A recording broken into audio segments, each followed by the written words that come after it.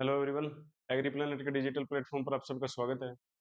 आज के इस वीडियो में हम डिस्कस करेंगे एग्रीकल्चर करंट अफेयर्स मई और जून के लिए, जो एग्जाम पॉइंट ऑफ व्यू से काफ़ी इंपॉर्टेंट है। करंट एग्रीकल्चर से आईबीपीएस, पीओ, एफओ इनमें, और जो भी एनएफएल, सीसीआई है, सेंटर के एग्जाम जो इनमें का क्वेश्चन पूछे जाते हैं। तो चलिए स्टार्ट करते हैं। सबसे पहले देखते हैं MSP increased for kharif crops 2026-27।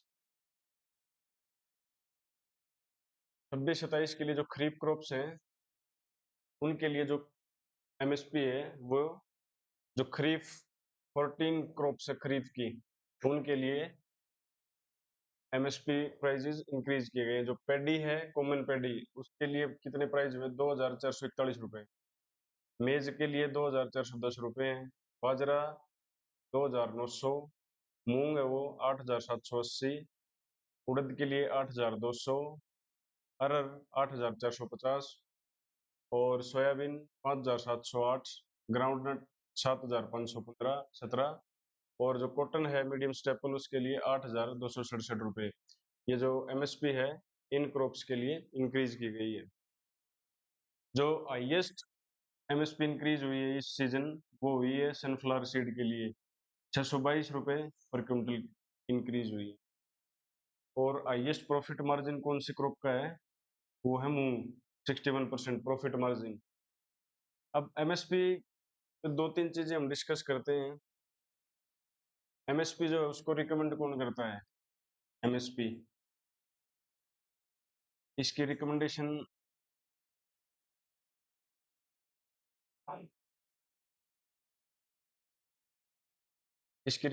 देती है CACP, commission for agricultural cost and prices. ये जो है एमएसपी के ऊपर अपनी रिकमेंडेशन देती है। इसके बाद ये agriculture ministry, agriculture and farmer welfare ministry जो है,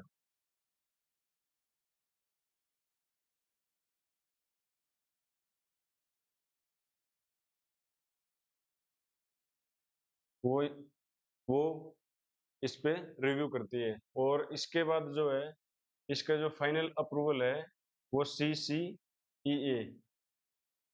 cabinet committee on economic affairs, ये जो कमेटी है इसको एमएसपी के ऊपर अपनी फाइनल जो है डिसीजन देती है या ये अप्लाई करती है। और उसकी जो फिर अनाउंसमेंट है एमएसपी की, MSP announcement,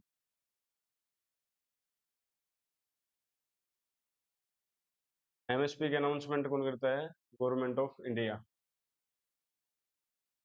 government of India जो है वो इसकी अनाउंसमेंट करती है। तो एमएसपी को रिकमेंड कौन करता है? CACP, commission for agriculture and cost prices. फिर ये ministry of agriculture and farmer welfare जो है ये इस पर रिव्यू करती है रिकमेंडेशंस को। और फिर cabinet committee on economic affairs है, वो एमएसपी को फाइनल करती है। ये एमएसपी को अनाउंसमेंट ये करती है।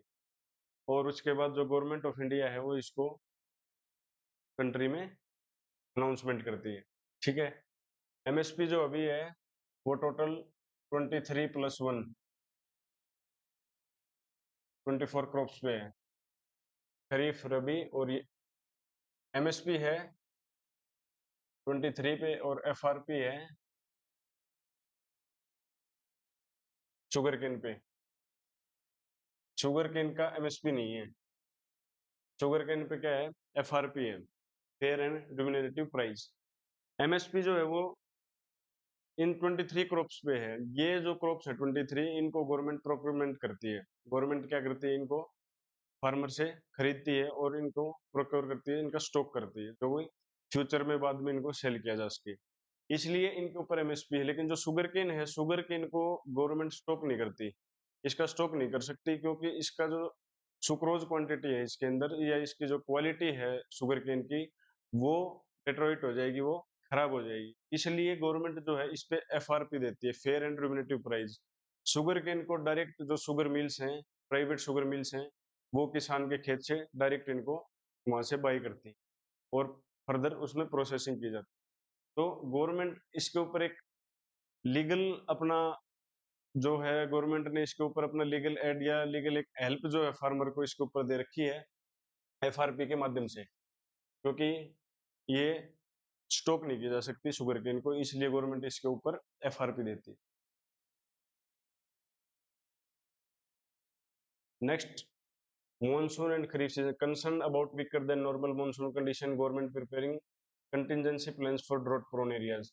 अब जो ड्रॉट प्रोन एरियाज हैं उनके लिए गवर्नमेंट जो है वो कंटिजेंसी प्लान बना रही है, उसमें ड्रॉट रेजिस्टेंट वेराइटीज फार्मर को अवेलेबल करवाई जाएं, या जो जिनमें लेस इरिगेशन रिक्वायर्ड है जिन क्रॉप्स को, वो क्रॉप्स वहाँ पे उनकी सोइंग की जाए, या विलेज वाइज जो हैं एक ये रिजर्वर या पोन्ड्स जो इरिगेशन के लिए फार्मर्स के को वो जो है वहाँ गवर्नमेंट बनाने का प्लान है, या गवर्नमेंट ने एडवाइज किया है स्टेट गवर्नमेंट्स को और agriculture and farmer welfare department के थ्रू। क्योंकि अब जो मॉनसून है उसमें जो इरिगेशन के लिए या रेन पे काफ़ी एरिया, ड्रॉट प्रोन एरिया जो है जो सिर्फ रेनफॉल पे डिपेंड है, अनइरिगेटेड एरिया है, और जो इरिगेटेड एरिया है उसमें भी मॉनसून पे डिपेंड। तो मॉनसून अभी उतना उस लेवल का भी नहीं है, उतनी मॉनसून नहीं आया, क्योंकि जो नॉर्मल है उससे बारिश अभी कम है, इसलिए गवर्नमेंट इस पे भी अपना फोकस कर रही है। नेक्स्ट है national seed reserve. Government has established national seed reserve of about 1.74 lakh quintal. Government ने नेशनल सीड रिजर्व बनाया है, ये कितने का है? 1.74 लाख क्विंटल। ये मेन है, इसमें ये ध्यान रखना। अब जो ये नेशनल सीड रिजर्व है, ये सीड FCI के गोडाउन्स में, या जो स्टेट सीड कॉरपोरेशन है उनके गोडाउन में इसको रिजर्व किया गया है, ताकि कोई नेचुरल डिजास्टर अगर इन फ्यूचर आता है तो वहां से इन सीड को यूज किया जा सके, इसलिए सीड रिजर्व जो है वो कंट्री में बनाए जाते हैं। उसके बाद है next fertiliser subsidy. Fertiliser subsidy जो है वो 41,533.81 करोड़ जो है, यह भी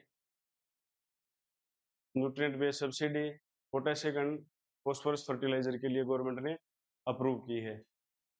लास्ट सीजन जो थी ये 37,220 करोड़ के अप्रोक्स थी, जिसको बढ़ा के अब की बार इतना 41,533 करोड़ कर दिया गया है, to keep DAP and other fertiliser affordable and available for farmers. Growing season में फार्मर के लिए अवेलेबल है। फिर है एग्रीकल्चर बजट जो है, the ministry of agriculture and farmer welfare has been allocated more than 1.40 lakh crore. इतना जो बजट है वो फार्मर्स के लिए अलोकेट किया गया है, एग्रीकल्चर बजट जो है वो अलोकेट किया गया। इसमें फार्मर वेलफेयर, क्रॉप इंश्योरेंस, जो PMFBY स्कीम है, FPOs, farmer produce organisation cooperative, या agricultural infrastructure, research, education, extension, overall agriculture education, research, उन सब के लिए कितना है? 1.40 लाख करोड़ रुपए जो है वो अलोकेट किए गए हैं। नेक्स्ट है प्रधानमंत्री फसल बीमा योजना। इसके लिए जो 2026 में बजट अलोकेट किया गया है वो 12,200 करोड़ रुपए। प्रधानमंत्री फसल बीमा के लिए जो 12,200 करोड़ रुपए है वो अलोकेट किया गया है।